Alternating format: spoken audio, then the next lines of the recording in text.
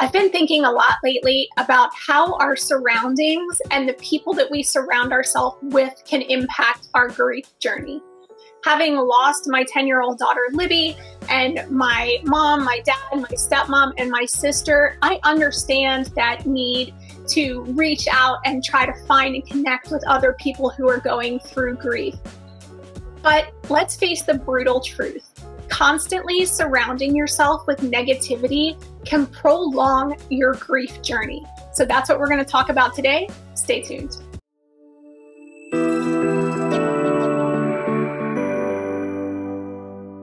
Let's be real. When we first start our grief journey, we search everywhere trying to find other people who are going through something similar so that we know we are not alone. I know that I did this, especially after Libby died. I was on Facebook groups, Instagram groups, finding YouTube videos, anything I could find and join to try to connect with other people who are going through a similar experience and had some advice. And it is great when you find people who have experienced the same pain. But if every time you pick up your phone or go online, all you are seeing are sad, negative posts, it's going to impact your mood. It's full of negative energies. You end up feeling sorry for yourself, and it kind of creates this never-ending cycle of misery. So how do we break this cycle and surround ourselves with people and things that will uplift us instead of bringing us down? Here's my take on it. Stay tuned till the end for my number one recommendation and the thing that has helped me the most in my grief journey. My first suggestion is limit your exposure. It's okay to take a step back from social media when you are grieving. In fact, I think it's important to do this. Set boundaries for yourself and limit the time that you spend scrolling through posts, especially those that leave you feeling drained or tired or full of negative energy. Instead, spend time trying activities that will uplift your spirit. Which brings me to number 2, engage in uplifting activities. I talked about this in a previous video about finding hobbies when you're grieving. I will leave a link to that up here. Do that every time. But get involved in activities that have the potential to make you happy. Whether it's a hobby or a sport or volunteering or just doing something that brings you joy. Like for me, baking and cooking is something I really enjoy. Find something that's going to bring you those little moments of temporary happiness. It is a great way to shift your energy from something negative to something positive. My next suggestion is find positive influences. It's especially wonderful if you can find positive influences in your real everyday life, but basically everywhere. Just try to surround yourself with positive people. Positive, positive, positive. Up. Seek out friends and family members or even new people in a new organization or something else that you try that will bring out the positive aspects of your life. The goal is to find people who encourage you, not people that feed into your grief and your sadness. Of course, we want those people who will listen to us when we're down and who will sit with us in our pain.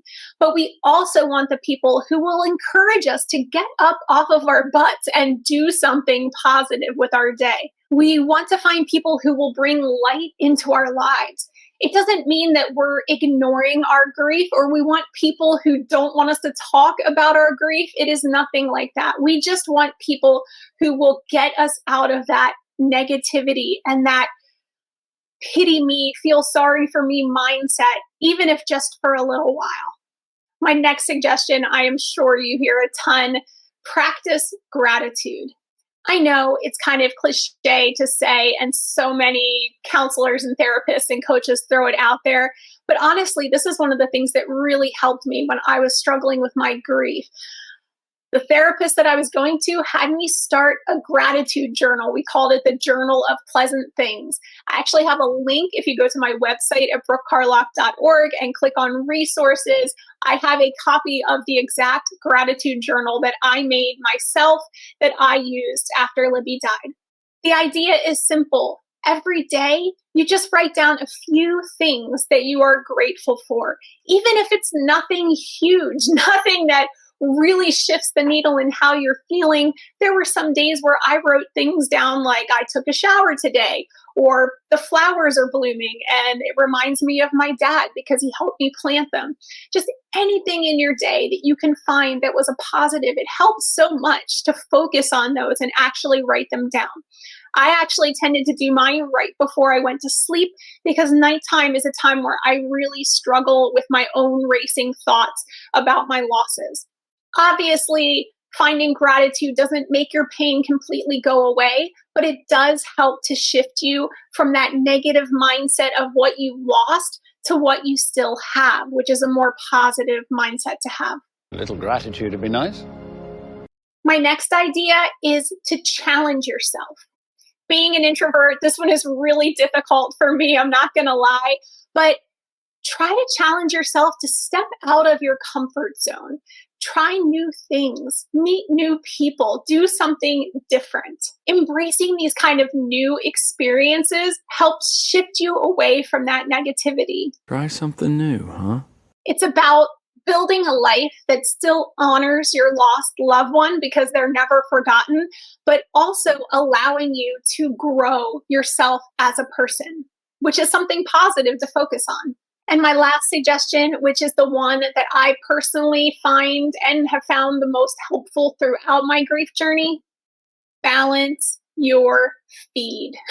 So if nothing else in this video, try this one if you're trying to steer yourself away from negativity. Take a look at your social media feed honestly. Is it filled with sad, depressing grief posts? I know mine was, and because of the work that I do, a lot of times it still is. But it's also depressing. I'm being honest, I still struggle with this because of the work that I do, all the grief work. I do follow a lot of different grief people and channels and things like that. And I've taken a step lately to not unfollow those people, although on my personal social media, I have unfollowed a lot of that stuff because I found every single time I opened my phone and I was scrolling through or I was on my computer on Facebook, oh my gosh, it was so depressing. Everything was about death and grief and sad quotes and child loss. And it got to the point where every time I went on social media, it just made me feel worse. So I specifically went through and I deleted all of the accounts that I had followed that weren't really serving me in any way or giving me any like real practical advice, that were just like sad quotes and things that were just depressing and negative and making me sad all the time. And then what I did is I went through and I started liking different channels and, subscribing to different things that were much more positive, that revolved around the happy things in my life. So for example, me, I love history. So I started following a lot of like history channels, and I started following lots of recipe and baking channels. And because I'm an author and that's a positive way that I kind of channel my energy, I followed a bunch of different authors and writing sites and things like that. And now when I open up my feed and I look at it, it is much more balanced. And I go through and I actually find positive things throughout my day instead of being bombarded with the constant freaking sadness and miserable posts that I was seeing before. Because really, all they did was bring me down. So take an honest look at your feeds and see what they are feeding you, if they are feeding into that negativity, and maybe do a clean out. I'm curious if anyone else has experienced this. Go through your feed right now. If you just scroll through your social media feeds, what kind of stuff are you following? Let me know in the comments and tell me, is your feed full of sad stuff that is just depressing and isn't doing anything to help your mindset? I am sure so many of us are in that position. And we just have to remember, it is not only okay, it is wonderful to remember your lost loved one and to honor their memory as much as you possibly can. but constantly feeding into negativity doesn't help you start the healing process. You, my friend, have the power to choose whether you are being negative or positive. I know it's hard and sometimes it doesn't feel like we have a choice, and some days we don't. But on most days, it's your choice. You choose what you surround yourself with. So choose joy, choose productivity, choose happiness, choose positivity, choose to live a life that celebrates your lost loved one without being defined by constant sadness and misery.